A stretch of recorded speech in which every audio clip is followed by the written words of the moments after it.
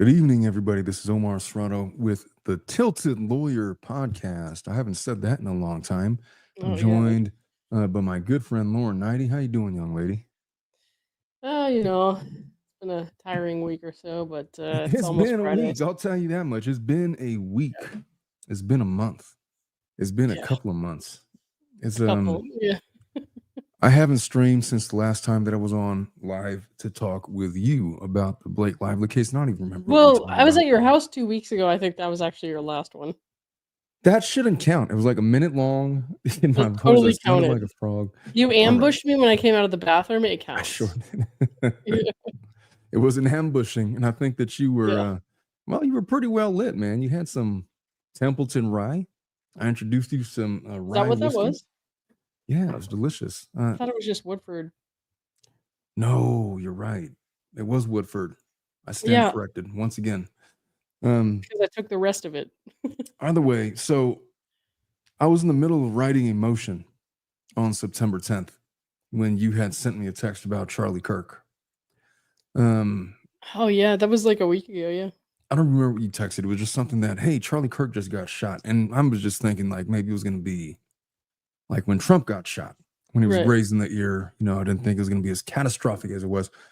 And as I was scouring for information, I Hmm. saw a video of the shooting from, pretty far away where it looked like his body reacted and you couldn't really see any of the damage. And then as time Yeah. goes by, you start getting other video vantage points. And the one video that I saw was like the blood pouring out of his neck. I honestly Hmm. thought that was AI. I didn't think that was a real video. Yeah. Don't speak ill of the deceased. No, I'm not going to speak ill of Charlie Kirk. No, Here's the thing. I think people honestly, there's so much kind of there's like a large faction of the population that has like a disdain for him, and a large population that feels like he's kind of angelic in a way that people are going to have really extreme opinions. So I'm trying not to read too much of the chat while we talk about this, Well, because I there's don't mind so many people. different opinions here, and it's all going to be conflicting. But Well, listen. You and I have never talked politics, Lauren. we did the a That main doesn't count belief though. thing. Yeah, we did a little bit, but That like was it, never right? like how me and Brad have talked politics, No, for example. no, not like that. No. I'll tell you what.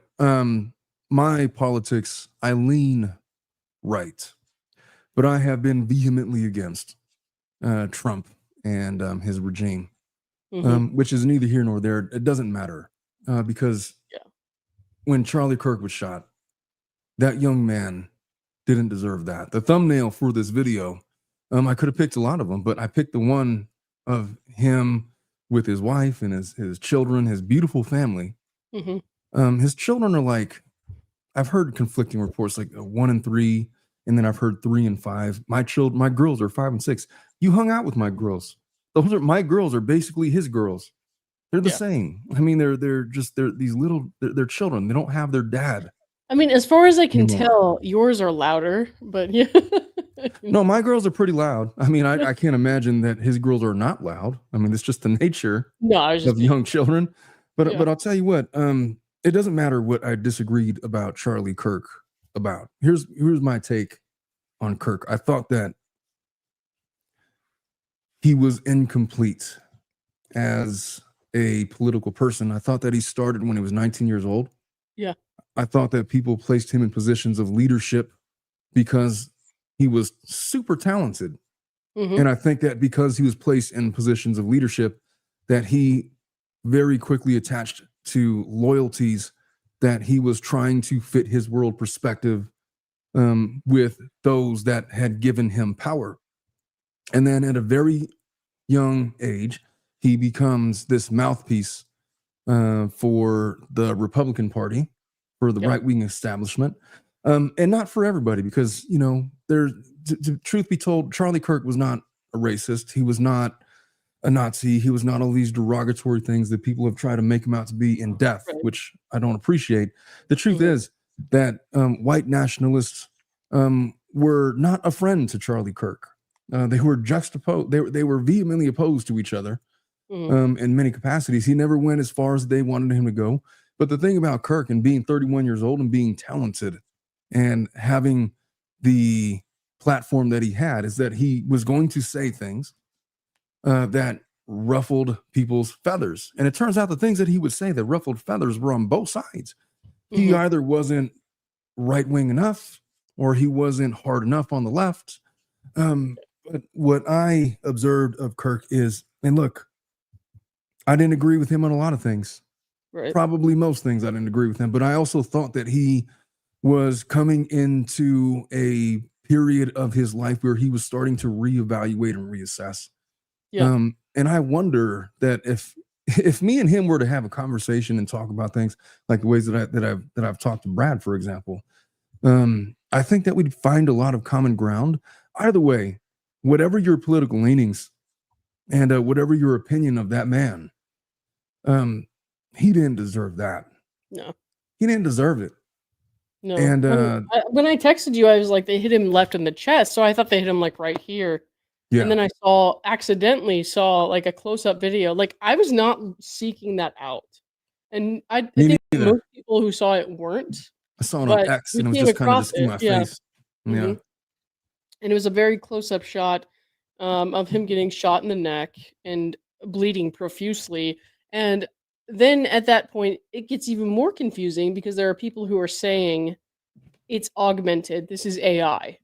And this day and age, you never know, right? But it wasn't. That was a real video of what actually happened. And so the more like we see stuff like this happen, especially like now, I'm seeing more and more chaos just because of like how much misinformation and stuff is out there. So not at this point, it seems like the real information, the real actual video happening in front of your eyes is maybe not even real because you don't even know what yeah. I mean, we're to be honest, manufacturing anymore. So I had that same thought. I thought that it was AI, but there at the same time, right. back in 1987, there was a gentleman by the name of, I think it was I was Bob born in Dwyer. 92, Omar. Oh well, Jesus. I mean, I was 7 years old in 87. And so Bob Dwyer, he very famously gives this public speech because he was going in for, I forgot what it was, but they got him like on tax evasion or something. And he wanted to make a political statement. He didn't want to go to jail. And so he just, he shot himself in the head. And there's videos of that all over the place. And the way that you saw Kirk bleeding profusely in the videos that you saw was exactly what happened to Dwyer. So that's kind of what happens when you get shot in a major vein like that. And yeah, I've just never seen anything like that before. I mean, so I worked in an ER for several years, and so I've seen people in the aftermath of self-inflicted gunshot wounds and gunshot wounds, you know, from other people or whatever. But I've never seen it actually happen in real time to the point that the blood is like spurting out of that person's body. So it was just like very shocking. I've seen a lot of very graphic, intense, emotional things working in the field that I worked in, but I never saw it happen. Like I never saw somebody die right there while it happened like that. So I've seen people die. I've seen codes called, and I've seen people try to resuscitate, and I've seen people just like flatline, and they have to call it. But I've never seen anyone die like that. You know what I mean? So I heard that he held on for like an hour or two afterwards, but I'm not even sure what's real or not as far as that goes. I've heard medical reports, and they say that he pretty much got hit in the jugular, and when he was hit. And what's up, Ricardo? I have his thing up there. I'm forgetting how to do super chats. It's good to see you. And Amy Shepard, how you doing? And thanks so much for the fire squirrel moment. Oh, Amy. I'm the lady you helped at Dozers Live. I can't thank you enough. Oh, at Donna's show. Yeah, I remember. Yeah. Hey, Amy, how's it going? I hope you're doing better. I remember Amy though. I saw her for a little bit. I was supposed to be there, but I had pneumonia. You diagnosed yourself with pneumonia? ChatGPT diagnosed me, young lady. If either one of us was dying of pneumonia, it was me. All I know is you came to my house and you got sick, and so yeah. And then I was in bed for like 3 days. I heard a doctor give a report of basically what happened to Kirk, and it was essentially this: he was hit in the jugular. The rapid blood loss was real, and essentially the question was, did he feel any pain? Does he even know what happened? They said that instant blood loss, basically from the brain, would have meant like he would have been unconscious within 0.4 seconds. And I think he said something like it takes at least 0.8 seconds to register pain, and so he didn't feel anything. It was just lights out. And it wouldn't have been immediately dead, meaning they would have been able to probably have vitals and all of that, but like an hour or two later, it was just officially, they called it. So yeah, he was out instantaneously. And it was a scary thing to witness. One of the questions that I had was, did it hit? Because it looked like he was wearing like a vest underneath, and whether or not it hit the vest and ricocheted up into his neck, or if it hit his neck directly. I thought I saw a hole like right above the neck wound in the video, and it doesn't matter because the guy is, you know, he paid the price for it. My we have first a thought. comment there from Jen the Couch Fairy. I don't know if you want to pull that up. Jen the Couch Fairy. No vest confirmed. Well, then what was the one that? above that. Oh, Same lady. From Jen the Couch Fairy. Our old Fairy. neighbor was on Charlie's team that day, right behind him. His accounting was pretty horrific. I can't imagine it wasn't horrific. Yeah, when I saw that and I determined that it was not I was like, oh yeah, he's not coming back from that. And you know, where was my head? I was writing emotion. I was in the middle of writing emotion and trying to get something done. But my next thought was, it had nothing. My next thought about Kirk, it had nothing to do with politics. It was more like, what a waste, you know, a young man with those talents. And again, I look at him a lot of the same as I do Candace Owens. I think Candace Owens took certain positions when she was younger, and as she is older and maturing into who she's going to be as a mouthpiece for whoever it is, her viewpoints are kind of in the middle. If you really analyze them, she's not. I feel like Candace is. She says some things, but she also, yeah, she's not beholden to one side, I guess is my point. I thought that Kirk, if you listen to some of the things that he was actually saying, I thought that he was getting sick and tired of having to defend certain positions to a fault. And I was really curious about where he was going to be, say at 35, at 38, at 41. Interestingly, he visited my mom's church. My mom goes to the Calvary Chapel. Her pastor is Pastor Jack. Forget his name. Pastor Jack. But Pastor Jack was a big fan of Charlie Kirk. He had him speak out in his church a lot of times. And so my mom was really distraught over the death because she met him personally, you know? And if you look at him, you know, whatever you think of him, if you think he doesn't match your political viewpoint, you think he's a racist, I don't buy for a second that Charlie Kirk was a racist. I just don't. I've seen racists. I've been alive a long time.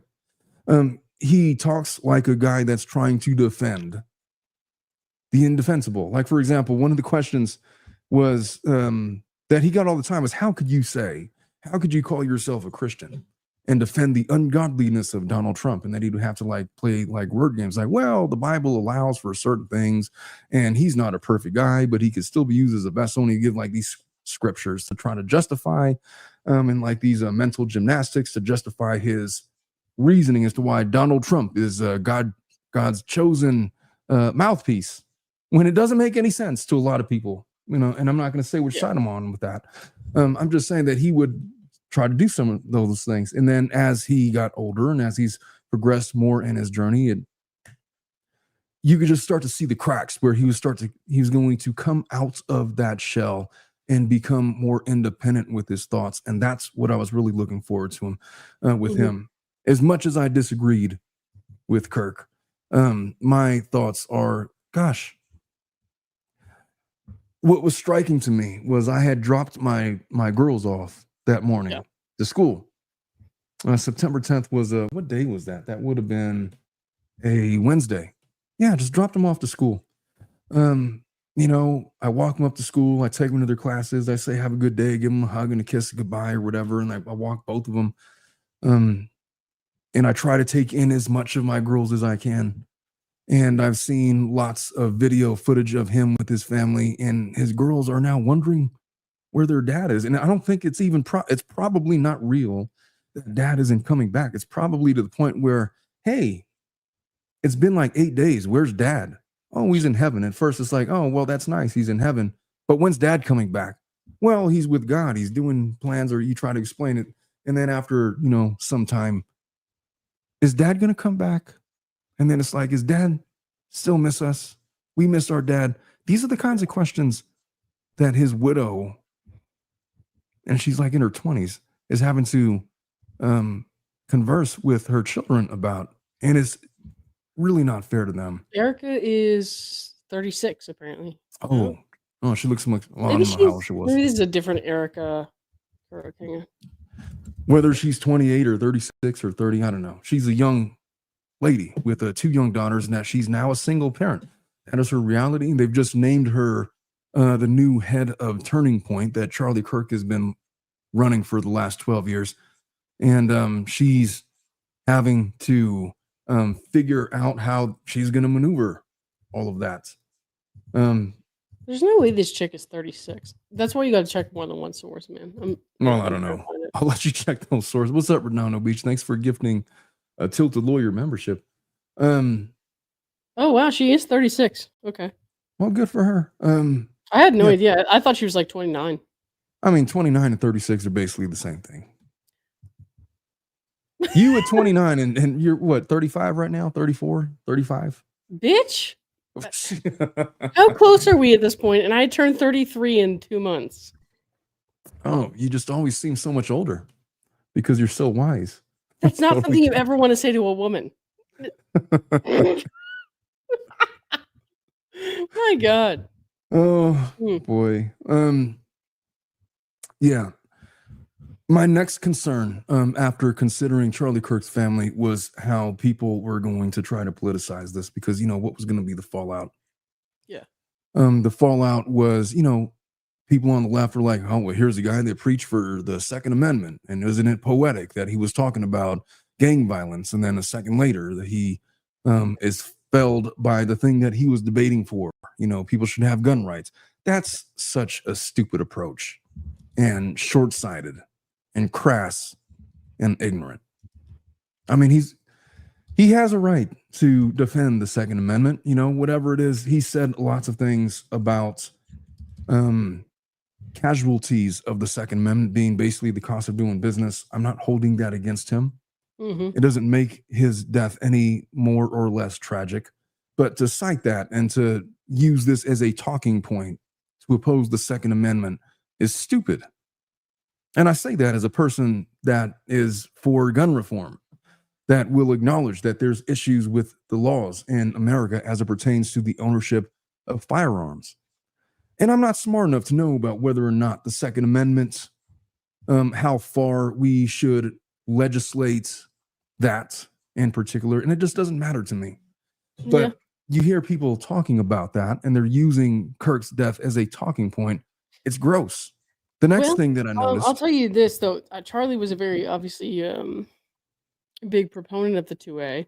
And I've said this before. I've never said this on a YouTube video, but so some people are not going to like this, but I am a single woman. I live alone. I have multiple guns. I would gladly give up those guns if you could show me empirical evidence of the second, with the Second Amendment in mind.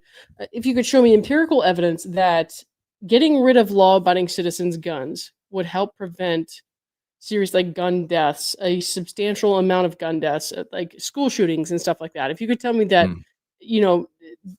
disavowing basically the Second Amendment would get rid of those deaths and get rid of that violence, I would gladly turn in my guns and never try to purchase another one. But as it is, and I know this is not, like I said, something I don't talk about very often. I don't talk about politics very often on YouTube, but here we are, because Charlie was a huge proponent of this, and that was how he died. So I do not want to, as a law-abiding citizen who owns a gun and would never shoot somebody with it unless it was to save my own life, I don't want to turn in my handguns for no reason, and just because at that point you are only taking away guns from the law-abiding citizens and the people out there who might come into my house and try to take my stuff and hurt me to get whatever they want from me. that sucks because I have no way to defend myself. And it's like, well, I was just following the law, but these people are not. So it's then at that point, it's kind of like we made this law, and only the law-abiding citizens are going to abide by it. And these terrible people who break into your house and take all your stuff and will maybe take your life for it, or hurt you, or even rape you in some circumstances, are going to keep their guns and keep their power. And it's kind of like, I don't really, at this point, I'm not comfortable saying we should absolutely take away everybody's guns, because you're only taking away guns from people who need the gun to defend themselves. Like, I'm in Florida, for God's sake, where we have open carry now, and there's Mm. all kinds of crazy people out there. I'm not in a gated neighborhood. It's not that nice a place. Somebody, if they wanted to, could just walk to my house and just like break in and beat the shit out of me. But if I don't have a gun, what am I gonna do? I'm like I said, I'm a lady. I'm not in great shape, so like I have to have some way to defend myself. Well, I'll tell you what. I've had this discussion with the wife, and I asked her, should I buy like a gun? Like, what if I'm not home or whatever? I mean, my whole thing is I got baseball bats all over my house, and so like that's like my weapon of choice. I'm comfortable with that, and I would be comfortable having like a firearm in the house, but I also got two young girls, and they're Right. smart enough to crack a safe, and probably dumb enough to handle a live gun with live ammunition. And Mhm. there's just too much that could go wrong. There's just too much. But I'm Yeah, if also I not opposed to had, people having their protection. yeah. Well, if I had kids in the house, my perspective would be totally changed. Because at that point, I would feel like the odds of an accident happening where a child might get a hold of the gun and hurt somebody or themselves by accident, and the odds of somebody breaking in here and trying to hurt me with a weapon are about the same, to be honest. So I would probably Yeah. at that point get rid of the guns from my house. But I'm single, I live alone. Well, And if you're so single, at I this would have a point, it's handgun like for sure. I wanna keep that around. If I had a family and like younger people who might misuse those weapons, then it would be a different I scenario. would tell you what, as your big brother, I would support you having a firearm, being a single woman that lives by herself. It's safer that way. Can I tell you something really fucking stupid? Yeah. Um, so I have two guns, right? I have a handgun, it's a 6 hour, and I got that gun when I was considering going into the military, and I wanted to practice shooting with it because I was intending to go into the army. I had some health problems that unfortunately prevented me from doing that, and that was like 8 to 10 years ago. But I have another one that I got a little bit after that, just because, and I locked that one in a little case, and I don't have the key. So like, I can never open the fucking safe with the gun in it because I don't have the key. And I'm like, where did I put the thing? So like, I have one gun and like a half because I can't open the safe with the gun Yeah. in it. So See, it's there's a really comment stupid. right here.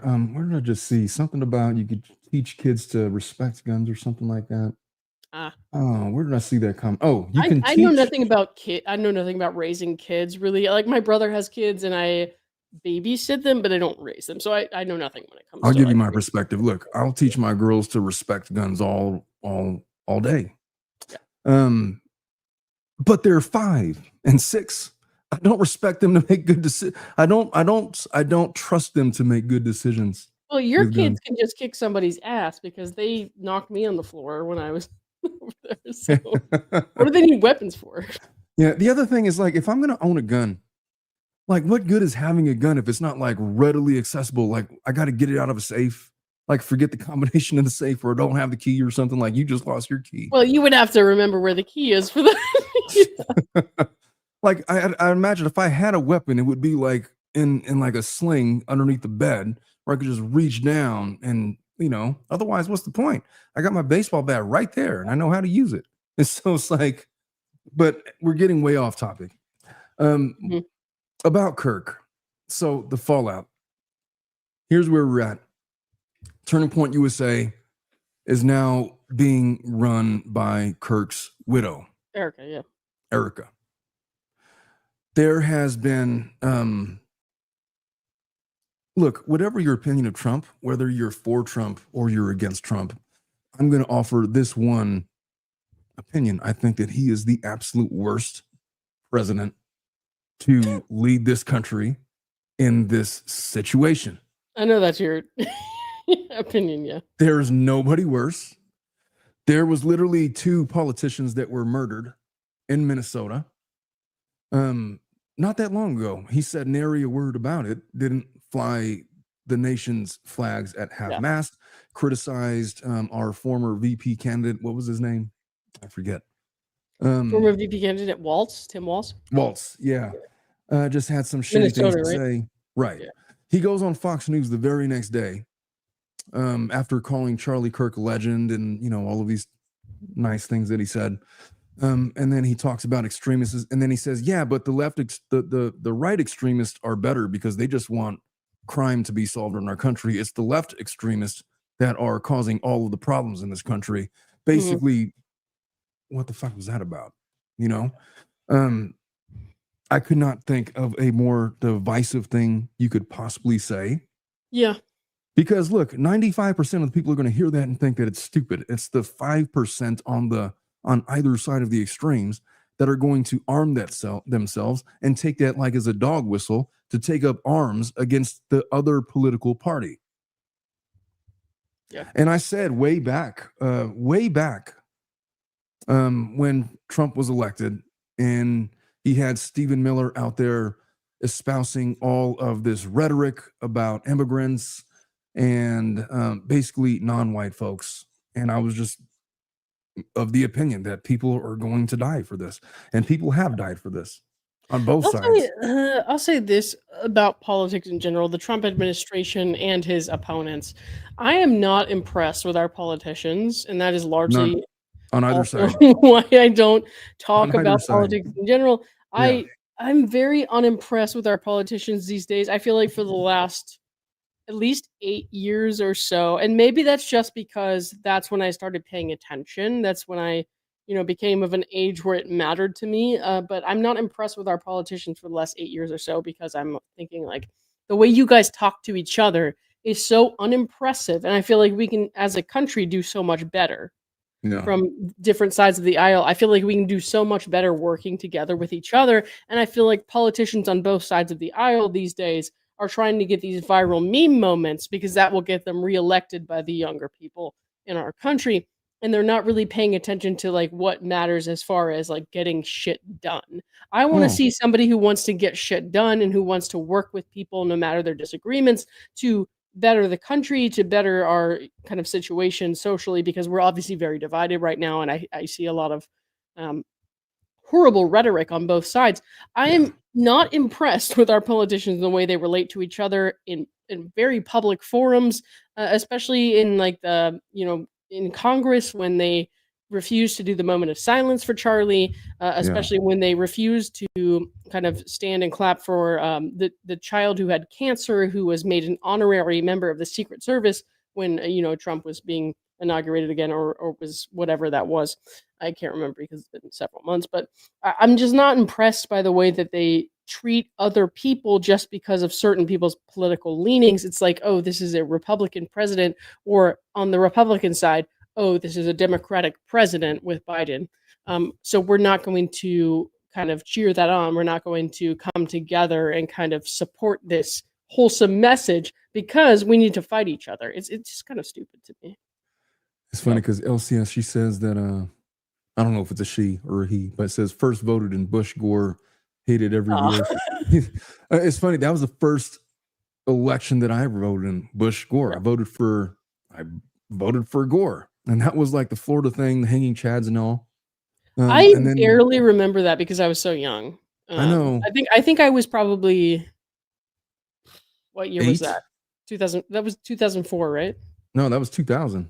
2000. Then yeah, I was 7 or 8. Yeah. In 04, I voted for Bush.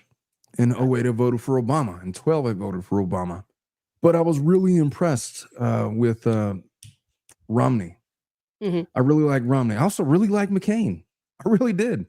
But I liked Obama more. And then in 16, I voted for Hillary. In 20, I voted for Biden. In 24, I voted for Kamala. I did. I will never vote for Trump. I've never bought into that. I don't get the attraction, as a right-leaning person that has that grew up with conservative political views, I just never could buy into the clown show and his shifting of realities and trying to gaslight the country into everything is the greatest and he's the greatest and nothing is wrong. And even though inflation is at record highs and the economy's in the tank and whatever, man, whatever. It's not a political string. We were supposed to be talking about Charlie Kirk. But the point is that Donald Trump. It's hard not to, kind of go into that. Though. Yeah, and I'm welcoming people on both sides of the aisle. I have no problem, however, and I don't think it's a political opinion for me to state that the comments that Trump made, that the right-wing extremists are better than left-wing extremists. Yeah, I was not of intention. I was not. Yeah, that was not a responsible thing for a president to say. No. Amongst other things. The other thing that struck me was Charlie Kirk basically gave his life to MAGA. He did. 8 years ago, this kid was 23 years old. Yeah. Where were you at when you were 23? Grad school. I was, I don't even know, man. I think I was in undergrad still. Was that after your Kirby song? Yeah, that was in the Kirby days. That was like in the midst of the Kirby days. Yeah. Yeah, he was 23 years old. He had taken up the MAGA mantra, and he was maneuvering his way through it for 8 years. And the thing that he did, he goes to all these college campuses, which I've always been unimpressed with. I mean, have you ever debated a college kid on anything? Me? It's like a mismatch. Yes. No, because I don't debate anybody on anything because I'm afraid of the violent reactions that people have. So. Oh, well, I am not. I'm just saying when I've debated. I am. I totally am. I'm afraid of the way that people react to each other these days to the point where I'm like, please, I don't want you to hurt me, so I will just generally avoid the topic. Yeah, no, I get that. But like you see like this Jubilee shows and they have these college kids and they try to debate like whoever it is. Jubilee shows. So the Jubilee shows with it's like the Surrounded series, the one that Charlie did. Okay, so the thing I don't like about the Jubilee series is you get people on the chair who want to genuinely debate these conservatives like Charlie or Michael Knowles or Candace Owens or people like that, and they want to genuinely debate them, and they start making good points, but they do this thing where you raise the flag, and if 11 flags get raised, you move on to the next person. And there are so many people in those debates on the Surrounded side who don't want to hear genuine debates. They just want to hear people fight, against people that they hate. And so they, raise the flag really early for people who are making actual points. Important conversations could be had, but people are cutting them off short. So I hate those actual Jubilee Surrounded series because they kind of cut off actual important conversations that could be had where you might not have them in other circumstances. You might not ever, get an environment where you would have that again. And they just like shut that down right away. And it's disappointing because it's just, people just want to fight. People just want to get an own or whatever. So they cut off people who are actually genuinely there to talk. So it's like people call into a radio show. You got like 2 minutes, make all your best points. You're not you got 2 minutes to talk. You're not going to get in any good points. Yeah. And the host is going to, pull the cards and cut you off, or whoever's going to cut you off. I've never been a fan of those shows, although they've had some entertaining ones. It's sort of reminiscent like how Matt Dillahunty, like this famous atheist guy, he debates people on his show, but on the most ridiculous positions. Like he's got like the easiest thing he doesn't have to prove anything. Everybody's got to prove everything to him.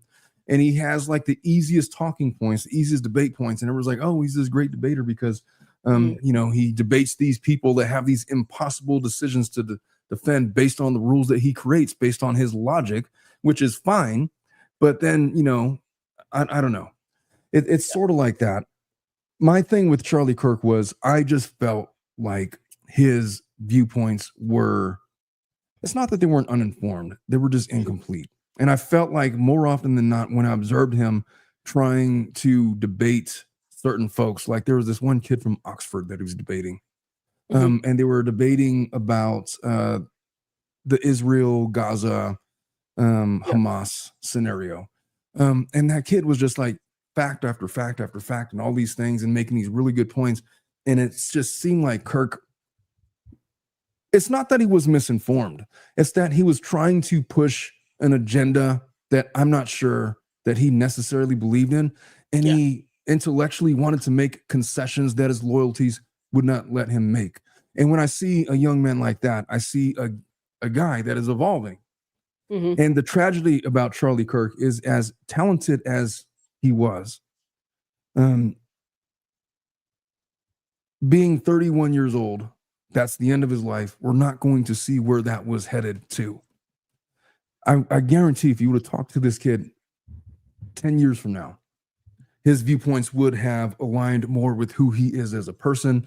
And I might not even agree with him. You know, I'm not even saying that, oh, he was going to change all his viewpoints to align with mine. That is not the point.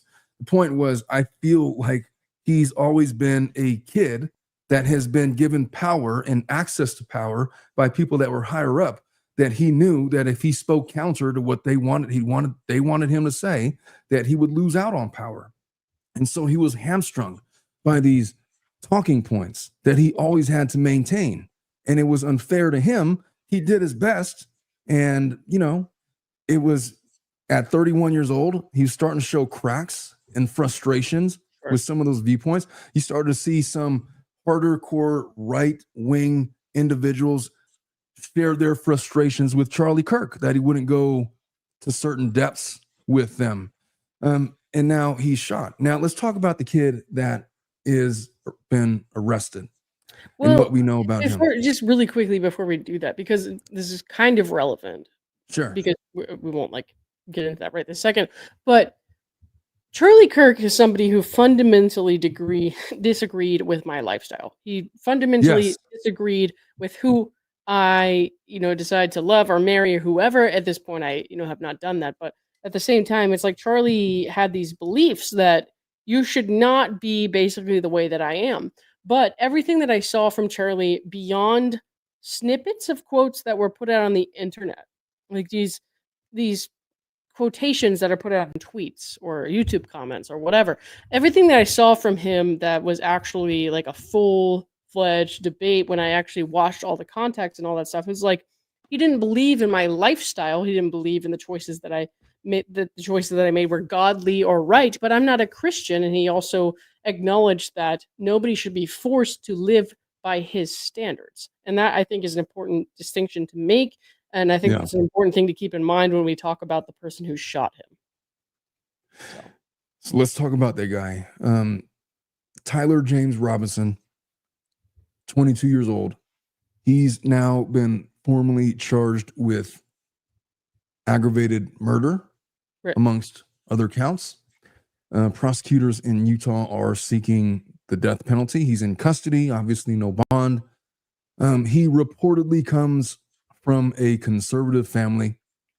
His parents are registered Republicans, which to that, my reaction was, thank God, which is shitty to say. But I think worst case scenario, they find out that they're like some extreme left-leaning family that was anti-MAGA, and now we're going to start a civil war because of this. And so the one good thing about that was, no, it wasn't that. It was just something else, Well, I mean, the family was obviously, the family was right-leaning, and he, I guess, went off to school and became somebody who had very different views than his family. From what I understand, he had a transgender partner that he was living with. I know that he was shot right after a question about, trans shooters was asked. I know, and I think that doesn't necessarily mean that was timed that way. But it's something that people are obviously going to take into account. And then he had, of course, the bullet casings that were engraved with "Hey, fascist catch," and all these memes from like the very, left-wing Reddit subs and stuff like that. So it was just kind of crazy. He comes from a conservative family, parents registered Republicans. He went to the Utah State University. He ends up dropping out. He has, like you alluded to, this romantic partner / roommate who was a transgender in transition. And by the way, that roommate is currently cooperating by all Right. indications with They authorities. they helped the officers with that. Yeah. Yeah, there's text messages that prosecutors say that Robinson sent messages to his roommate, his slash romantic partner, saying things like, "I'd had enough of his hatred. Some hate can't be negotiated out." That kind of stuff. The bullet casings that you had alluded to, the engravings, the etchings, messages such as "Hey, fascist, catch," which are, I guess, references to internet memes. Well, that so is Um, that particularly, I would argue that it's not so much a left culture or a right culture, but it's like an internet culture where it's like so easy to hate yeah, people and so easy to fester that hate and kind of like come up with these little like memes and funny slogans or whatever where they're like, "Oh, we hate these people and they should die," or whatever. But well, let me ask you a you question. don't think that most people are going to go through with that, but this guy did. So Yeah. Let me ask you this though. When you hear the word transgender, do you assume that that person is of the left? Because I I think don't a lot of people do, and I think a lot of that is because of the rhetoric espoused by the right. I don't, because I have friends in the LGBT community, even people who are trans, who they are very much right wing, even more Yeah. like they're. And I'm kind of center, and I've gone back and forth between center right and center left. But I feel like I have friends who are in the trans community or in the gay community who are very much right leaning or just full on conservative. So I don't make those assumptions, but only Same. because of my experience in like real world relationships and stuff like that. And I feel like people don't have that so much anymore as much as they do online conversations. So it's easier to kind of write people off as a certain group or the other. And I think that if you talk to people in real life, you'll realize that people who are trans or gay or whatever, they don't necessarily all agree on one thing or the other. And it's just harder to kind of recognize that these days. So Well, the reason I even say that is because Governor Spencer Cox goes out and says that Robinson had a leftist ideology yeah, yeah. because he had a transgender romantic partner. So that automatically makes him, according to certain people on the right, a left wing proprietor, I guess, Hmm. Yeah. which is bullshit. You know, I mean, you attribute these things haphazardly to a political ideology. And this is how we start these political civil wars that we have going on. Hmm. They talk about the influence of his romantic partner, issues with his conservative family. There was this belief that Charlie Kirk's public messaging was hateful or hateful rhetoric. Um, I don't. I'm loath to say that Charlie Kirk advanced hateful rhetoric, Right. although I understand why some people would come to that conclusion. Hmm. Do you believe that Charlie Kirk in his life advanced hateful rhetoric towards transgender or the gay community? It's No, I think that he had some speech and rhetoric that was not necessarily accepting of their lifestyle, and I think that's different than being hateful. But he didn't That's have to different. accept their lifestyle because he was religious. Right, exactly, and that's what I'm trying to say. I feel like he Yeah, was very, very religious, very much set in his ways. But if you listen to him interact with people who were transgender or gay people who were, equally respectful of him in their conversations, he says, like, how can I hate those who I have a heart for? I don't hate you. I don't agree with stripping you of your rights because you have different views than me. Like yeah, he always was very clear about that. He's like, I right. don't necessarily agree with what you're doing. I think what you're doing is wrong and it's not godly. And that comes down to your religious beliefs. And I think everyone's entitled to those beliefs.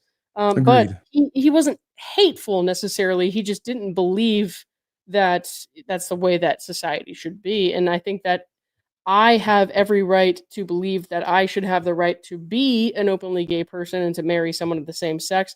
And I have the same rights that he does to believe that people who are, getting married should be a man and a woman. They should be the opposite sex and that everybody should abide by Christian values. Like he and I have different viewpoints on the world and how it should operate. I don't believe that that's bigoted. I don't believe that that's hateful. I just think it's different. We have different kind of viewpoints and that's just we should be able to coexist.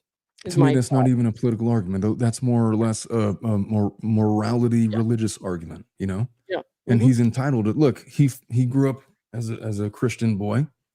He attended Christian church. He was a leader in a Christian movement. He's going to have Christian viewpoints and Christian.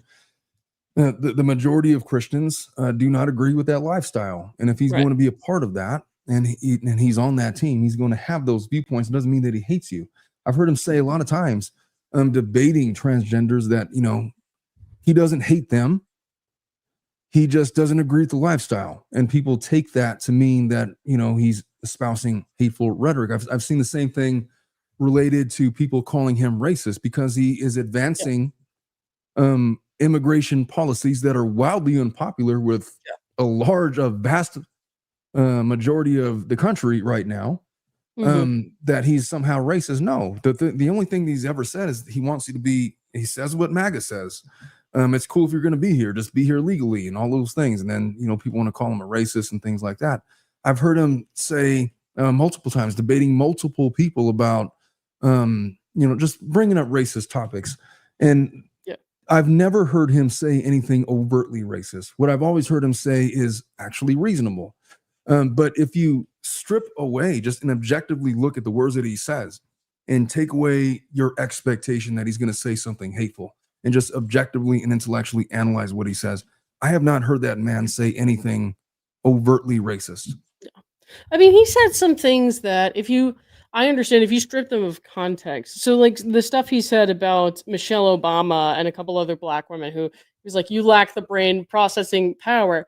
But the thing is, he was talking about these people that he didn't agree with and didn't like because he thought they were terrible, the way that I talk about David Gingras because I think he's terrible and I don't like him. And so I insult him. Like, he wasn't insulting them because they were black. He was kind of insulting the principle of you don't really have the brain power. You don't belong in this position. It doesn't make sense that you should be here versus someone else. So did he say that because he thought that they didn't have brain power individually, or was he saying that about an he did entire not race like of people? those women individually, for sure. Like, Okay. he was very vocal about those, and it was like 2 or 3 women that he was talking about in affirmative action. He kind of put them in that situation. He was like, you obviously lack, you know, the brain processing power and this and that. Because of, you know, and I would question you if you were put in these positions, but he was talking about these people specifically.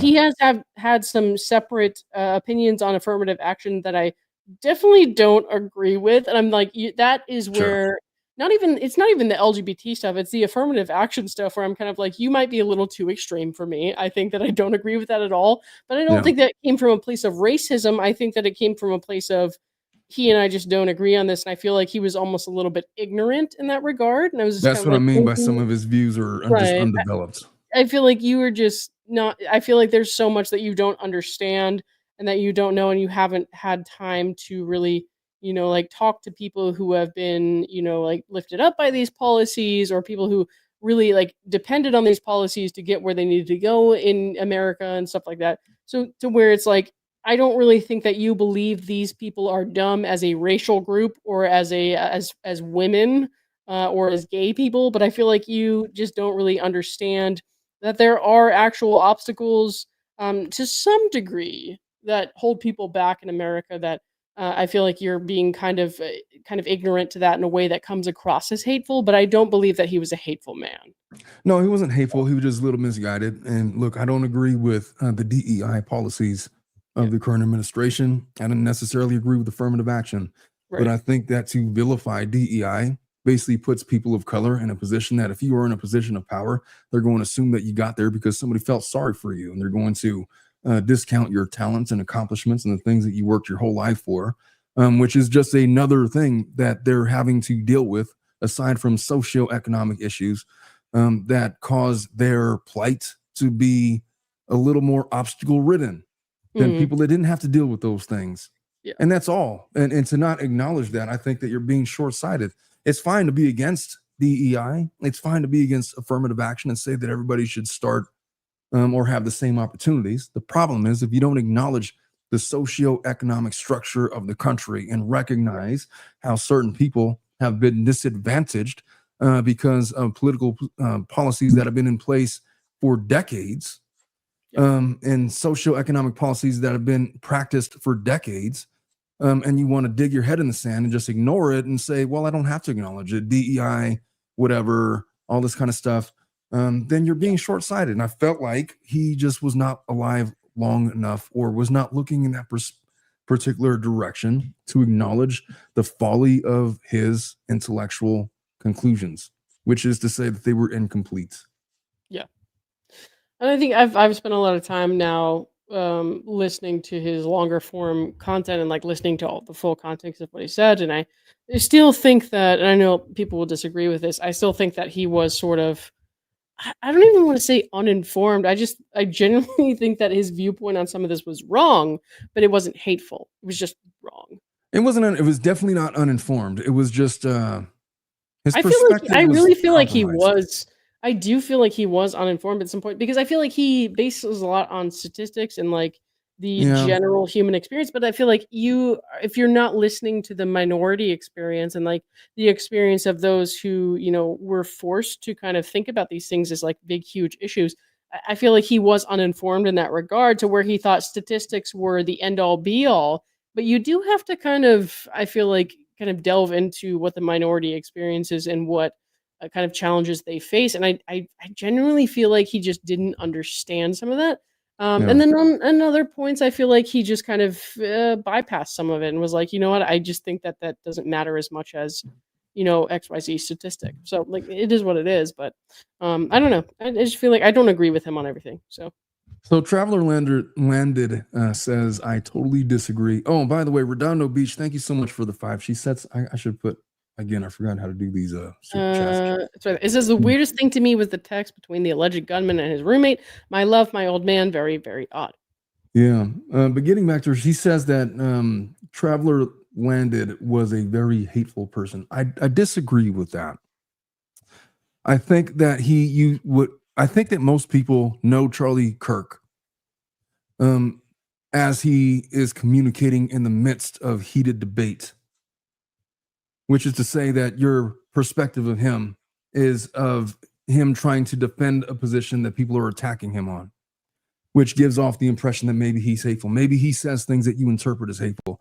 But I don't think, being a Christian man, that he would fail to bring you into his home and break bread with you. Yeah. And if I just don't, he doesn't strike me as the kind of guy. I think that he was an evolving person. I don't think that he was hateful to his core. I think that he was defending some really hard positions that I'm not even sure that he fully believed. Mm-hmm. He could very well have been hateful. I don't know, man. He said a lot of things I vehemently disagreed about. I'm just not prepared to label the guy as hateful. Like there's one thing that I'll never agree with. It was that he thought that empathy was an enemy of Christianity. That empathy, in the act of having empathy, was a weakness. That it was that quote, the empathy, I don't believe in empathy or whatever thing. What context did you get that in? I guess because I've seen different things. So I'm a little confused about it's that. In the context, I've heard him say it a number of times, and most recent, like in the context of, hey, all of these children are being affected because their parents are being deported. These children are U.S. citizens, and now they're getting deported because of all these things, and all these really bad scenarios are happening because of Trump's just really draconian immigration policies, and they're wreaking havoc on innocent folks anywhere, and we should have empathy for them. And then he straight out says that empathy is a weakness. Yep. Empathy is a sickness amongst the Christian people that needs to be discarded. Empathy is the temptation of Satan. It is Satan trying to tempt you into left-wing ideologies, and it's to be resisted. And I'm paraphrasing, obviously. I'm not going to lie to you. I never heard that. I'm not saying he didn't say it. I just never heard that. What I heard was the general viewpoints. But I heard him say he doesn't believe in empathy. He hates the word empathy. He thinks it's a modern kind of made up word. He believes in sympathy because empathy kind of means that you totally understand what someone's feeling or what they're going through. And he didn't believe that you could ever really say you understand exactly what someone's feeling or going through. He said he preferred sympathy because sympathy is like a more accurate kind of way to describe it. But that's the only thing that I ever heard. I'm not saying that he didn't say anything else. I'm just saying there's so much that this man obviously did in his career in his lifetime that I don't know, because Well, this idea, I didn't pay much attention to him outside I'll of tell you what, that Clayton's makes a thing. lot of sense. It makes a lot of sense that Charlie would characterize. I hadn't heard him say the sympathy versus empathy argument, but it makes a Right. lot of sense that he would try to rationalize it that way, Right. because this idea that empathy is a weakness and a sickness in Christianity is not new. That's been Yeah. around for like the last 30 years that they've started. The white nationalist movement had started preaching that empathy was a weakness and a sickness on God's people. And for you to have empathy was to succumb to the temptation of Satan and to trick you into believing things that you shouldn't be believing in, essentially, right? Charlie Kirk, being who I believe who he is, it makes a lot of sense to me that he said, yeah, okay, but fine, sympathy then. Yeah. That makes a lot of Yeah. sense. That just makes a lot of sense that he would go to that as opposed to, but yeah, I never agreed with him when he said the no empathy thing. I've never heard him actually counter it with the sympathy argument, which I guess I could understand, but that sounds a lot more to me like he's trying to defend the indefensible. Because if you believe in Christianity and the guy that you're following is Jesus Christ, he kind of built the whole movement on empathy and sympathy. Yeah. Kind of both. And to discount one over the other doesn't seem to be in line with Christian ideologies. No, and But there's a who, lot I don't get there, because I am, frankly, as an adult, I'm not a religious person. I have my, like, kind of spiritual individual beliefs. I do not share those things. I don't speak of them out loud to other people. I don't go to church or anything that I did when my parents had me growing up. I'm not a Christian, to be honest. And I know that sure. when I say that out loud, it's like to the people that I grew up with, it's like, oh my God, pearl clutch, but I'm just not. I'm just not that. So there are things about Charlie that I don't understand in his context, because I don't understand Christianity to the level that people who are very dedicated to it understand. But I understand that a lot of Christians are decent people, even though they have different ideas than me. I just think that I will never fully understand, like, kind of attributing a lot of stuff to what I guess I feel like is this invisible being who seems to have different kind of commandments and expectations based on who you're talking to. And I think that's what kind of steered me away from religion. But I don't know. I think there's a lot of stuff that he says that I'm never going to fully understand or believe, basically, because I'm not on the same plane I'll religiously. tell you what, I feel that. And what I can tell you is that I can't say that I'm a practicing Christian as in like I go to a Christian church every Sunday and read the Bible every day. I don't do those things. I have read the Bible multiple times. I mean, I used to be I might still have my kitty Bible upstairs. I've read the NIV, I've read the King James, I've read I used to be in leadership in a Christian church, and I kind of saw the inner workings of everything that was how things operated back then when I was much younger. Charlie Kirk's age, for example. I started when I was like 17, 18, 19 years old. I rejected it because I fundamentally disagreed with some of the things that they were saying. But it's neither here nor there. But this idea that old line red says sympathy is, that was not the quote that I wanted to highlight. Somebody said, I'm confused. I've never heard. I was trying to click on the one that said empathy. I've never heard that was bad. It was back in the 60s, late 60s, early 70s. There was this Christian nationalist movement that started having to defend harder line right-wing policies that were fundamentally unfair and not in line, seemingly, with what they were teaching in Christianity. So they came up with this new talking point. And the new talking point was empathy is weakness. Empathy is bad. Sure. Empathy is Satan's temptation to lead you astray into things that you shouldn't be believing in. And all that empathy really means is it's a deeper connection, an understanding, like what you said, Lauren, of somebody's emotions. Like you connect with them, like you feel what they're feeling. You understand what they're feeling. Sympathy is like you pity somebody. You have sorrow for them, for their misfortune. Oh, too bad, so sad for you. That sucks. They're related, but they're not the same. Empathy is not like sympathy is placing yourself not necessarily above someone, but it leaves room for you to be here and looking down at all of these unfortunates, and that's too bad for you, and you don't have to understand anything about their plight.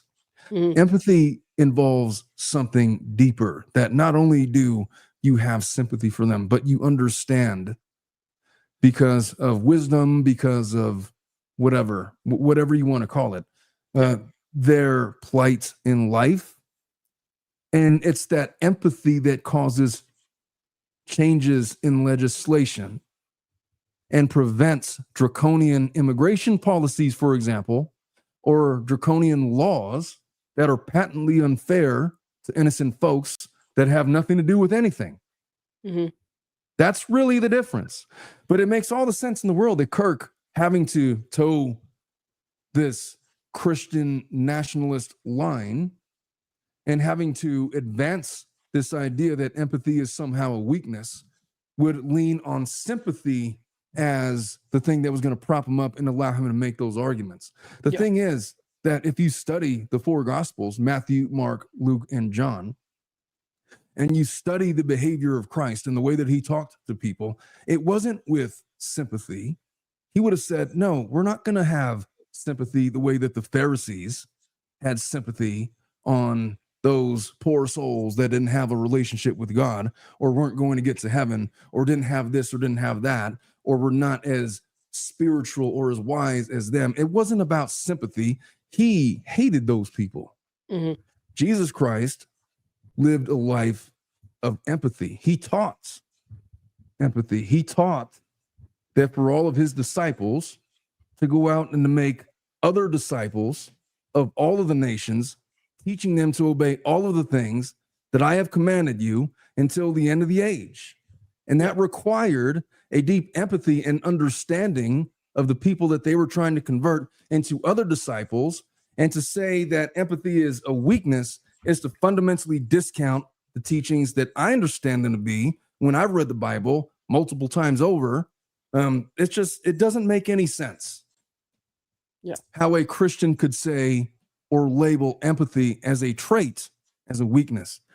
I apologize for the rants, but I just had to get what you're saying makes sense, but I got to tell you, I read a lot about Joseph and the Technicolor Dreamcoat, so I don't remember all that. But no, what you're saying, it makes sense to me. So I'm very uninformed as far as like Christian values and like specific Bible passages and stuff like that. I gave that up a long time ago. I decided I wanted to have my own beliefs. I wanted to follow along as I saw fit. And I'm spiritual in a way, but I don't share that with people. So I'm just, there's a lot I don't understand. So here's the thing. So I went in and I said my piece. And then Sheila T says, if you're going to speak about his life and beliefs, you should probably have a better understanding of what he actually said. The thing is, I've read all of the text that you read, and my understanding is that empathy was not a weakness. And that's the problem, that I just went and I said my heartfelt rants and my belief. Right. And that's what I think. That's the way that I interpret. That's how I interpreted the teachings of Jesus Christ. That's how I interpreted it. And you say that I'm wrong and you say peace out or whatever. I hope that means that you're like, not like, I don't know. I hope you don't hate me or whatever. I don't know. I'm sure this. So unfortunately, as hard as we try to kind of be understanding of everyone's viewpoints, there are some people who are going to hear what we have to say and immediately check out, and that's fine. I don't care. I don't give a shit about that. That's kind of the problem, is the point. Yeah. You know, it's like, that is exactly the problem. It's like as soon as you hear something you don't like, you're like, I'm going to run away then. And that's something that I used to do too. So I listen to everybody. I don't speak much of my mind because I'm afraid of the kind of violence and the kind of aggressive culture that we have in this country these days. So I just don't talk about politics very much. But as far as like listening to people and hearing them out, I will be here to listen to all of it. But unfortunately, most people don't, and I'm not a patient person in general, but I'm very patient for that. And unfortunately, most people don't reciprocate that patience. They don't reciprocate that kind of want to understand what you're saying and what you're feeling. what you're I feeling. don't mind when people disagree with me. We could still be friends. I'm friends with lots of people that disagree. I don't think I have any friends where I agree with everything that they say, or they agree with everything that I say. You disagree with what I'm no, just kidding. I'm sure there's something I disagree with you about. I'm sure Bitch. Maybe I haven't called it out yet, but I'm unsubscribing. I'm just saying, man, like, why would you be upset because somebody says that, hey, we should be more empathetic to people? We should understand people a lot better than we actually do. Maybe it would contribute to humanity in some tangible way, as opposed to saying, no, they are there and we are here. And because they are not here and they are there, we shall have sympathy, but never empathy. What effing logic is that, man? Yeah. What philosophy does that come from? I know that to come from white nationalism. And I know that let me retract that. Christian nationalism, not white nationalism, Christian nationalism. And that is that's not really new. It's been preached for decades now. But it's like, I don't want to even say it's making a huge comeback. I just understand that this is something that they're teaching that I've never agreed with, that makes no sense. I've seen no evidence for it in the religious texts that they seem or that they claim to know. That's all. That's all. And you could disagree with me on that, and I'll still invite you to my house to have a fist fight. No, tea and crumpets or whatever, Tea and crumpets. I'm not coming to your house. I don't even know what a crumpet is. I just know that it's a saying. Well, you suggested it. What the? It's like they go together. Tea and crumpets. I don't know what a crumpet is. I just know that they go together. I hear that too, but what the fuck that is.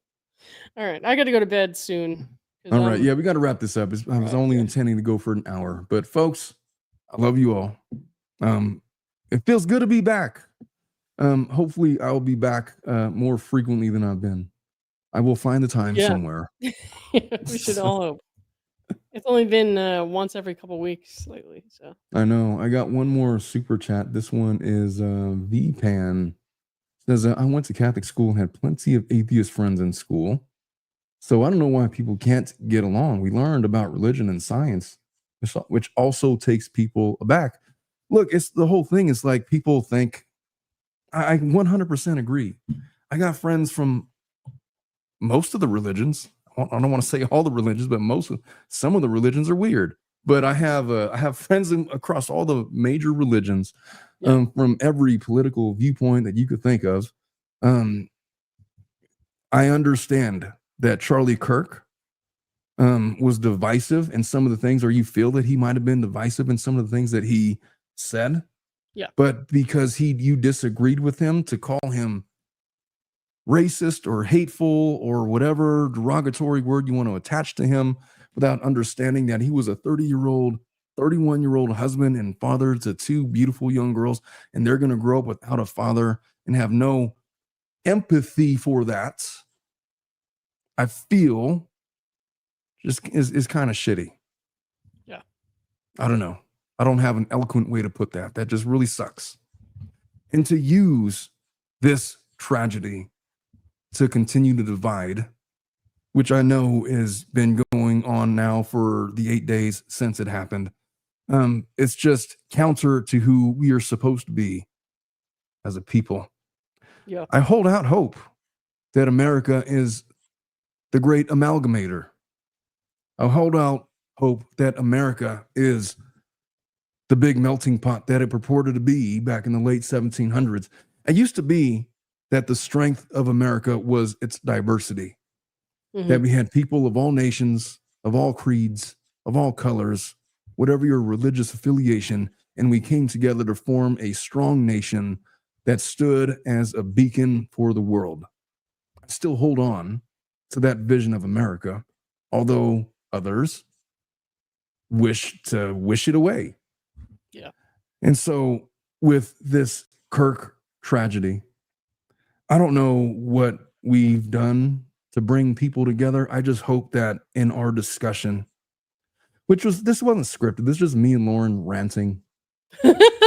Really talking about something that we haven't had a chance to discuss fully.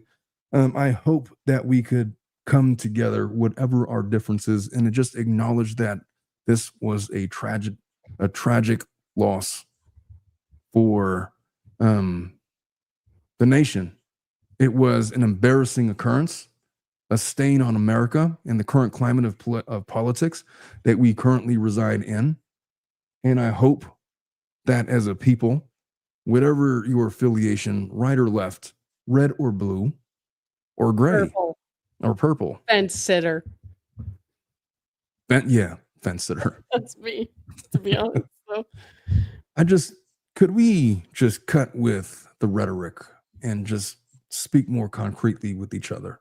Yeah. Without all of the accusations and all of the adjectives, just start seeing each other as people, and don't be afraid to have empathy for your brothers and sisters on the other side of the political aisle. Don't be afraid to bring people with differing viewpoints into your home, into your place of work, into your circles. Do not be so short-sighted that you only will affiliate with those that share all of your beliefs, because that's a shitty way to live. And what a loss for you to limit yourself to just one singular perspective. Mm-hmm.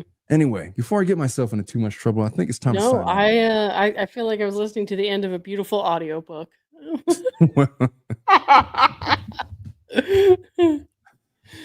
Oh, man.